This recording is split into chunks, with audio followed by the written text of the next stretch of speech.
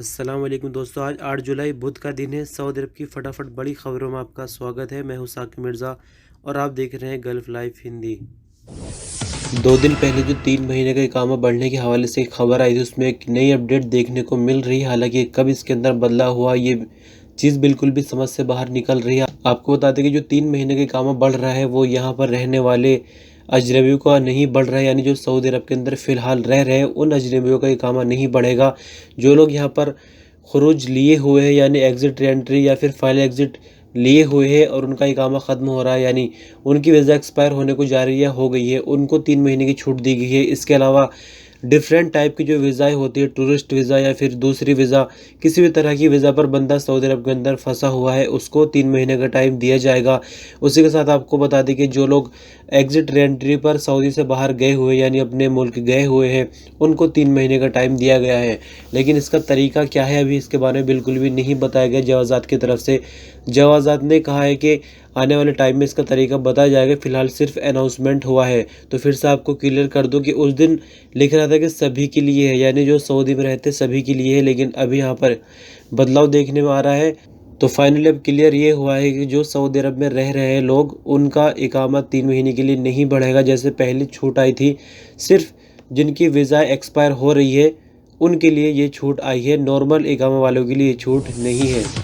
Saudi अरब के शहर रियाज में मेट्रो ट्रेन का काम काफ़ी ज़ोर शोर से चल रहा है। रियाज रॉयल कमीशन के एग्जीक्यूटिव चेयरमैन फ़हद अल रशीद ने कहा कि रियाज मेट्रो के कुछ हिस्सों का उद्घाटन साल 2020 के आखिर तक कर दिया जाएगा, यानी पूरी तरह से मेट्रो नहीं चलेगी। कुछ स्टेशन जहां पर काम पूरी तरह से कंप्लीट हो चुका होगा, साल 2020 के ख़त्म होने से पहले पहले मेट्रो कुछ स्टेशनों पर शुरू कर दी जाएगी। फिलहाल आपको बता दें कि रियाज के अंदर काफ़ी बड़े बड़े 18 से ज़्यादा प्रोजेक्ट चल रहे हैं, जिसमें मेट्रो, अल दरिया गेट, अल क़िदिया प्रोजेक्ट, रियाज आर्ट और ग्रीन रियाज जैसे प्रोजेक्ट शामिल हैं। तो उन सभी के चलते मेट्रो काम भी थोड़ा लेट हो रहा है, लेकिन 2020 के आखिर तक कुछ स्टेशन ज़रूर चालू कर दिए जाएंगे। सऊदी मिनिस्ट्री ऑफ कॉमर्स ने कहा कि सामान के साथ ही वैल्यू टैक्स भी शामिल होगा, यानी अगर किसी एक कुर्सी की कीमत 100 रियाल है तो उस पर 15 रियाल एक्स्ट्रा लगेंगे, यानी उसकी पूरी कीमत 115 रियाल हो जाएगी। लेकिन ग्राहक को ख़रीदते टाइम बिल लेना है और बिल पर टैक्स का नंबर होगा, दुकानदार का नाम होगा, वगैरह वगैरह सब चीज़ें शामिल होगी। यानी बिल लेना बहुत ज़रूरी है, वरना तो समझ लीजिए कि टैक्स जो है आपसे फ़र्ज़ी तरीके से लिया जा रहा है। ये खबर मिनिस्ट्री ऑफ कॉमर्स ने दी है, जो पूरी तरह से मार्केट को कंट्रोल करती है बिज़नेस के हवाले से। तो इस तरह से फिर से आपको याद दिला दूँ कि 1 जुलाई से 15% टैक्स हो गया है, पहले 5% था, लेकिन अब कीमत के अंदर ही टैक्स शामिल कर दिया जाएगा। लेकिन बिल लेना बहुत ज़रूरी है ग्राहकों को। सऊदी मिनिस्ट्री ऑफ हेल्थ में इमरजेंसी डिपार्टमेंट के निगरान डॉक्टर जमाल अलवेस ने कहा कि पिछले 3 महीनों के दौरान सऊदी भर में आईसीयू में बिस्तरों की गुंजाइश 30% तक बढ़ा दी गई, यानी बिस्तर जो है आईसीयू के अंदर खासकर 30% बढ़ा दी गई है। साथ ही आपको बता दें, कोरोना के जो मरीज आईसीयू में है, यानी जिसको मैं बताता हूँ कि ये क्रिटिकल सिचुएशन में है, 65 से 75% लोग वेंटिलेटर पर है, वो लोग खुद से सांस ही नहीं ले पा रहे हैं, आर्टिफिशियल तरीके से उनको सांस दिलाई जा रही है। तो इससे आप अंदाज़ा खुद लगा सकते हैं कि हालत काफ़ी नाजुक है, और आईसीयू में बंदे को तभी ले जाया जाता है जब उसकी हालत काफ़ी ज़्यादा नाजुक होती है। तो फिर से आपको बता दूं कि 65 से 75% आईसीयू में ऐसे केस हैं जिनको सांस लेने में काफ़ी दुश्वारी आ रही है, और वेंटिलेटर के ज़रिए यानी आर्टिफिशियल तरीके से उनको सांस दिलाया जा रहा है। तो इससे हालत काफ़ी नाजुक होने का अंदाज़ा लग जाता है। फिलहाल आपको बता दें कि सऊदी अरब में अब तक कोरोना के 20 लाख से ज़्यादा टेस्ट हो चुके हैं, और फिलहाल सऊदी अरब में रोज़ाना 60,000 लोगों का टेस्ट लिया जा रहा है।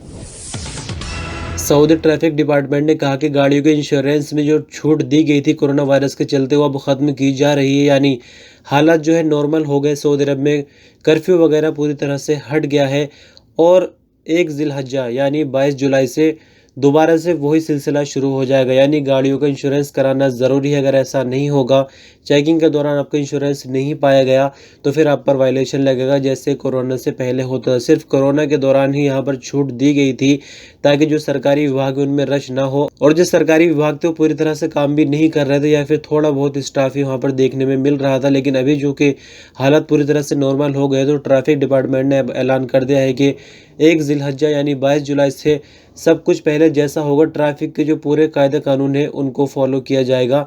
अगर ऐसा नहीं करता कोई भी बंदा, तो जो भी पहले की तरह वायलेशन थे उनको दिए जाएंगे।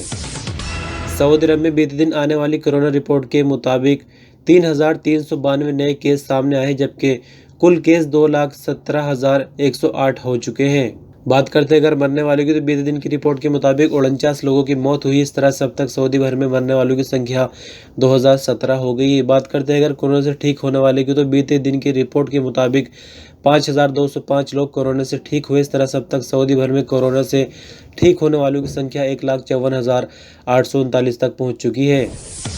सऊदी अरब में एक कोरोना पॉजिटिव ने अपनी सूझबूझ से एक नई मिसाल कायम कर दी है। आपको पूरी जानकारी के मुताबिक सरल शब्दों में समझा दे कि एक सऊदी शहरी जिसको एक दावत में जाना था, यानी एक शादी में उसको जाना था, तो उसको महसूस हुआ कि उसका टेम्परेचर कुछ ज़्यादा है बॉडी का, और उसने शादी में शामिल होने को इग्नोर कर दिया, यानी उसने कैंसिल कर दिया अपना प्लान शादी में जाने का, और प्लान बनाया कि मुझे कोरोना का टेस्ट कराना चाहिए।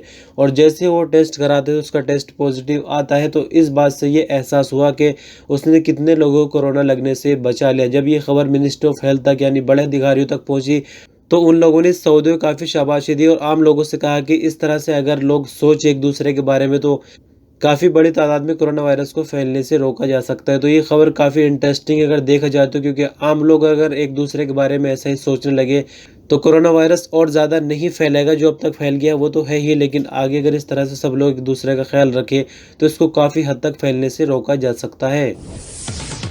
और आज के इस न्यूज़ बुलेटिन के लास्ट में आपको बताएंगे कि रियाज के एक होटल में आग लगने से 24 लोग झुलस गए हैं। यहाँ मोहल्ला कौन सा इसके बारे में बिल्कुल भी नहीं बताया गया है। जैसे ही आग की खबर सिविल डिफेंस को मिली तो 9 टीमें मौके पर पहुंच गई और उन्होंने कुछ ही टाइम के बाद आग पर पूरी तरह से कंट्रोल पा लिया। हालांकि 2 की हालत काफ़ी नाजुक थी, जिनको प्राथमिक चिकित्सा देकर पास के अस्पताल में भर्ती कर दिया गया। बाकियों की हालत इतनी ज़्यादा नाजुक नहीं थी, लेकिन कुल मिलाकर 24 अफराद यहाँ पर झुलसे, किसी के भी मरने की खबर नहीं है। तो दोस्तों, खबरों का सिलसिला बस यहीं तक। बने रहिए gulf live Hindi YouTube channel पर। अल्लाह हाफिज़।